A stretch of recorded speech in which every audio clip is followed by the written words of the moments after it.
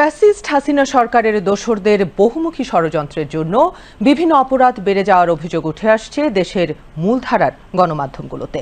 পাশাপাশি সোশ্যাল মিডিয়াতে বেড়েছে অপরাধ বিষয়ে ভুয়া কন্টেন্টের প্রসার। পর্যবেক্ষকরা মনে করছেন এই কন্টেন্টগুলো বেশিরভাগই ছড়ানো হচ্ছে জনমনে আতঙ্ক সৃষ্টির লক্ষ্যে। বিস্তারিত আহমেদ অনির ডেস্ক রিপোর্টে।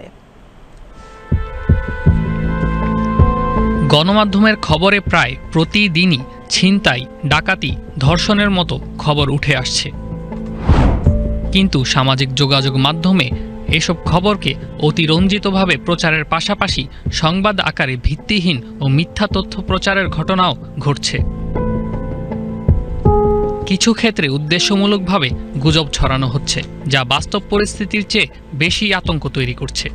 রাজধানীর বনশ্রী এলাকায় এক স্বর্ণ ব্যবসায়ীকে গত 23 ফেব্রুয়ারি গুলি করে দুর্বৃত্তরা। তবে বনশ্রীর এই ঘটনায় কোনো নিহতের ঘটনা ঘটেনি, কিন্তু এই ঘটনায় তিনি নিহত হয়েছেন শীর্ষক একটি দাবি প্রচার করা হচ্ছে সামাজিক যোগাযোগ মাধ্যমে। সম্প্রতি ধর্ষণের ঘটনাকে ঘিরেও ছড়ানো হচ্ছে ভুল তথ্য।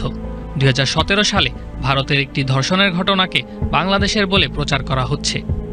অন্যদিকে সামাজিক মাধ্যম ফেসবুকে 25 সেকেন্ডের একটি ভিডিও ছড়িয়ে পড়েছে, যেখানে গণধর্ষণের পর একজন নারীকে হত্যা করে সঙ্গে বেঁধে রাখার অভিযোগ করা হয়েছে।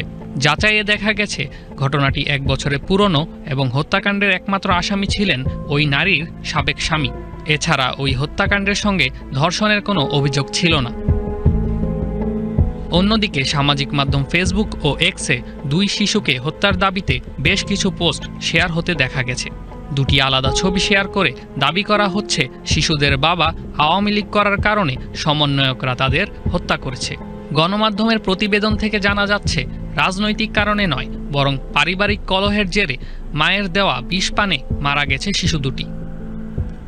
পতিত সরকারের যারা বিভিন্ন সময়ে সুবিধা নিয়েছেন অথবা সুবিধা দিয়েছেন, তাদের একটা স্বার্থের রেশ আর থেকে যায়, যেটা তারা কন্টিনিউ করতে চান, এবং এই কন্টিনিউয়েশনের এক পর্যায়ে তারা সেটাকে অবৈধ উপায়ে এটাকে টিকিয়ে রাখার একটা পথ খুঁজে নেন। একটা রেজিমের পতন হয়েছে, পরবর্তী রিজিম এসে আগের রিজিমকে যেমন একটা মির্জাফর বা কালপ্রিট প্রমাণ করেছেন এমনও পেয়েছি।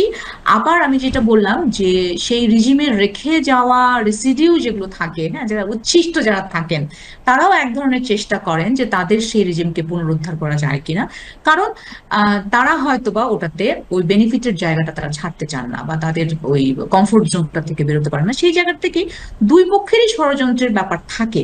তথ্য উপাত্ত বলছে যে শুধু জানুয়ারি মাসেই মানে হত্যা, খুন, ডাকাতি বা ছিনতাই এই ঘটনাগুলো অনেক বেশি রিপোর্ট আমরা পেয়েছি, রিপোর্টেড ঘটনার সংখ্যাই বেশি। এমন আরও অসংখ্য পোস্টে সয়লাভ এখন সোশ্যাল মিডিয়াগুলো। এসব পোস্টের সঙ্গে থাকে ধোঁয়াশাপূর্ণ কিছু ছবি, ভয়ের পরিবেশ তৈরি করে এমন কিছু ক্যাপশন, যেগুলোয় উদ্দেশ্যমূলকভাবে আতঙ্ক ছড়ানো হচ্ছে। গণমাধ্যম বিশেষজ্ঞরা বলছেন, প্রশাসনের পদক্ষেপের পাশাপাশি জনগণের নিজেদেরও এসব বিষয় মোকাবেলার জন্য সচেতনতা প্রয়োজন। জনগণের জায়গা থেকে দেখি, সিটিজেনের জায়গা থেকে আমরা কিন্তু জনগণকে একটু তথ্য সমৃদ্ধ বা তথ্য জ্ঞানী হতে হবে, বা তথ্যের ব্যাপারে শিক্ষিত হতে হবে। আমরা যেটা করি ইনফরমেশন লিটারেসি। আহমেদ অনি, বিটিভি নিউজ।